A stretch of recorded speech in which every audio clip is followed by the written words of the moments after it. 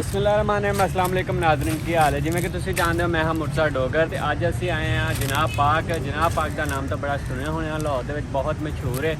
ये जिहड़ा जनाब लाहौर माल रोड ते वाक़या वा ते अज तुहानूं ओहदा सैर करवाने ओहदा विजिट कराने दिखाने वा ओहदे विच की है। एक लाइब्रेरी है, उस तो इलावा पाक का जिहड़ा मेंटेनेंस दिखाने पाक के अंदर की चीज़ां पाईयां जांदियां ने केड़ी सहूलियात ने वो दिखाते हैं।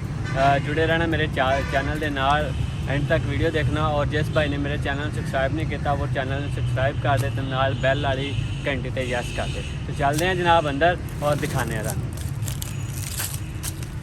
जिमें कि जनाब असी पार्क के अंदर इंटर हो चुके हैं, पार्क के अंदर आ गए हैं। देखो बड़ा खूबसूरत बगीचा है, रोड तो ज़बरदस्त ने ते अगे चलते हैं। पार्किंग सी पार्किंग वाली जगह इन्होंने बंद की हुई आई थिंक अंडर कंस्ट्रक्शन है इस वजह तो। बाकी मजे की गल है कि इस पार्क की कोई टिकट वगैरह नहीं है। अक्सरियत एक दो पार्क देखे ने कि उन्होंने टिकट होंगी है बट ये कोई टिकट नहीं।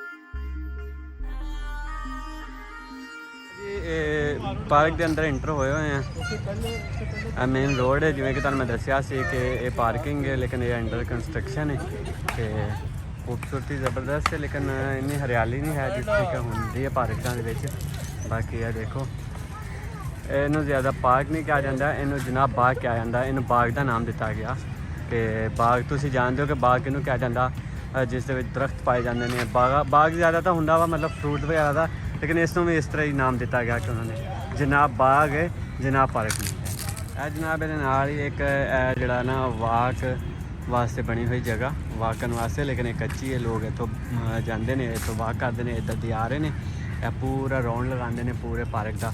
इस जगह तो सीधे जाते हैं बाग और पूरा बाग घूम के जनाब पार्क घूम के तो इस जगह पर आ जाते हैं सिर्फ ओनली वाक वास्ते भी।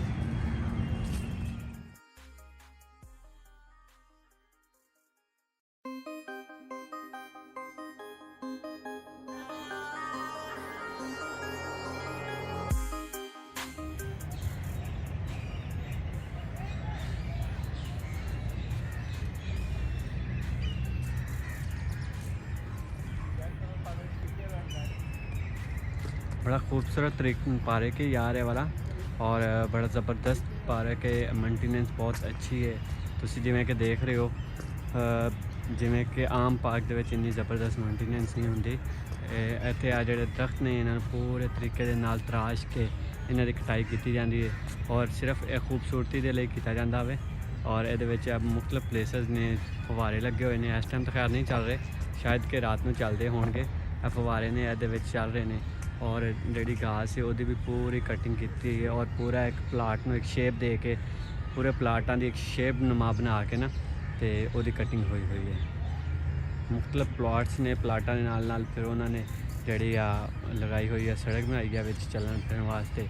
नाल ही जनाब ये लगाया हुआ वा साइडां ते फूल वगैरह दे के गमले बना के फुल लगाए ने और विच खूबसूरत करके फवारा बनाया वे, लेकिन इस टाइम चल नहीं रहा।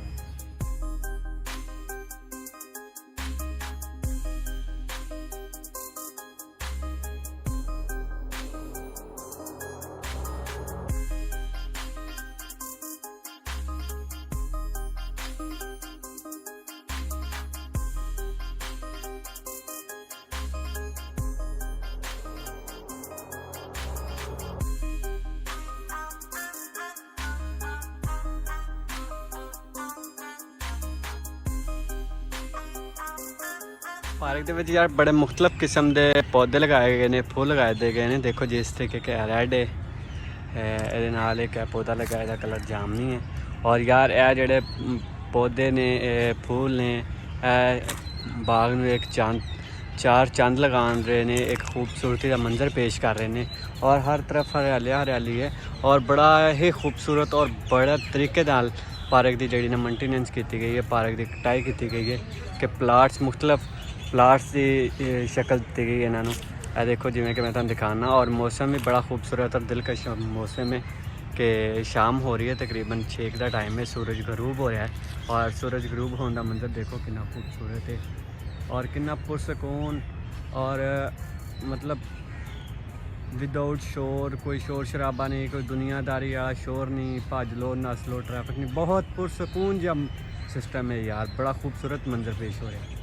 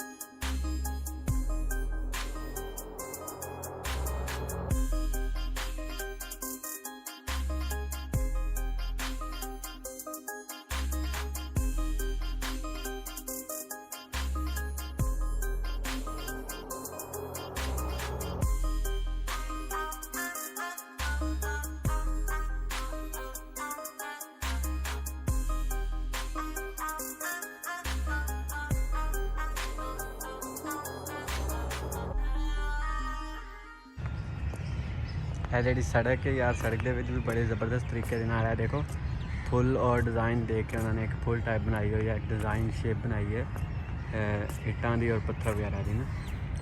एक मतलब स्टेज टाइप बनाया हुआ, इतने लोग बैठ के अपनी गपशप कर देने, फ्रेंड्स वगैरह ये वो। इस दे नाल ही बिल्कुल ओपोजिट फिर तोड़ लाइन दे विच फवारे फिर लगे हुए हैं पानी वाले शावर ना, लेकिन इस टाइम चल नहीं रहे। आई थिंक कि वजह वा आई डोंट नो, लेकिन चल नहीं रहे, लेकिन बड़ा खूबसूरत मंजर पेश कर रहे हैं। और ए फवारे इतों लैकर तोड़ो तोड़ इदा ही लगे ने और बिल्कुल इदा जाके ये ओपोजिट साइड पर भी इस तरह ही एक सत्त बनी हुई है, जिदा कि तुम मैं बैग से दिखाई, मैं तुम जूम करके दिखाना। और ये दरम्यान एक रस्ता रखा गया इधर उधर लैफ्ट राइट जाने वास्ते, और बिल्कुल सामने जिमें इधर सीन है उस तरह ही बनया हुआ है और बड़ा खूबसूरत पार्क है यार। मैं और भी बड़े पार्क गया, बट यह पार्क जड़ा ना जिन्ना बाग पार्क बहुत ही खूबसूरत है, जिमें इसका नाम सुनिया सी उस तरह वाकया ही खूबसूरत है।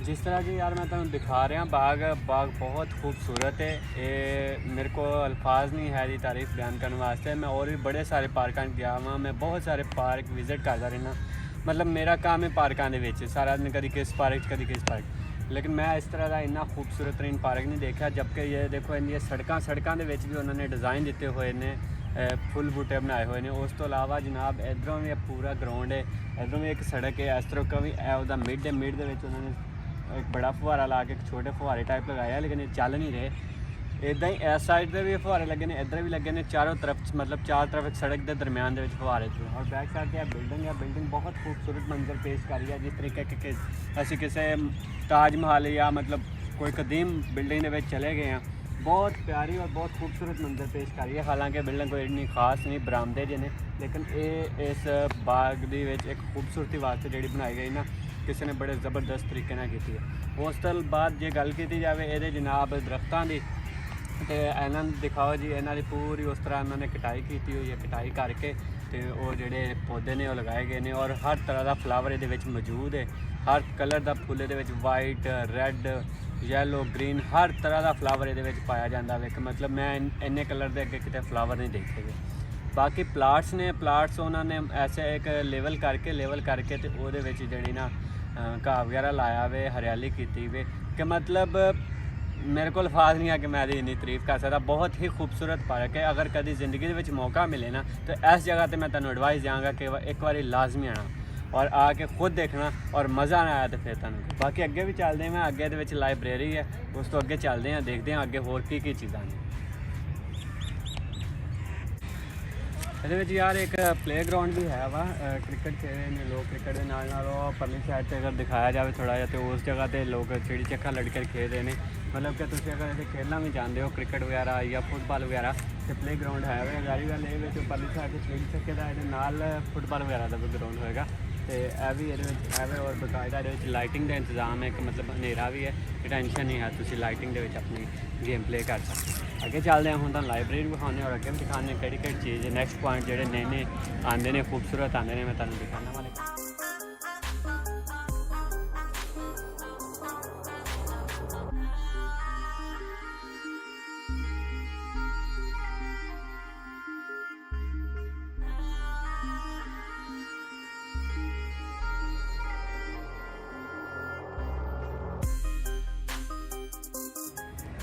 यार जिवें कि मैं तुहानू पूरा बाग दिखाया, बाग के नाल नाल असीं असल आए सी ओपोजिट साइड तो फ्रंट गेट इधर से फ्रंट गेट इंटर होंदे ही लाइब्रेरी है तो जिधर असीं फिर रहे सी वो जी दूसरा गेट सी था। लेकिन खैर मतलब मकसद था कि तुहानू व्यू दिखाना। बाग जो बहुत खूबसूरत और बहुत बेहतरीन है कि ये मेंटेनेंस भी ज़बरदस्त है और मतलब ये अमला है मैंने लगता है कि ये कम करता नहीं करना। बाकी तुहानू भी दिखाया वा, तुसीं भी अपने कमेंट सैशन के दस्यो कि तुहानू बाग कैसा लगे। बाकी लाइब्रेरी है, लाइब्रेरी के अंदर जाने मैंने खैर एडी जरूरत नहीं सी है तो वो मैं तुहानू दिखा दी कि हर बंदा नहीं भी जाता है, पढ़े लिखे इंसान जाते हैं जिन्होंने जाना होंगे, जिन्होंने बुक्स वगैरह का शौक होंगे। बाकी तुहानू कैसा लग्या मैनू कमेंट्स बॉक्स में जरूर दस्यो। तब तक दे अल्लाह हाफिज़। इंशाल्लाह नैक्सट व्लॉग के नाल मिलांगे। अपने वीर नू अपने भरा नू दुआवां च याद रखना। अल्लाह हाफिज़।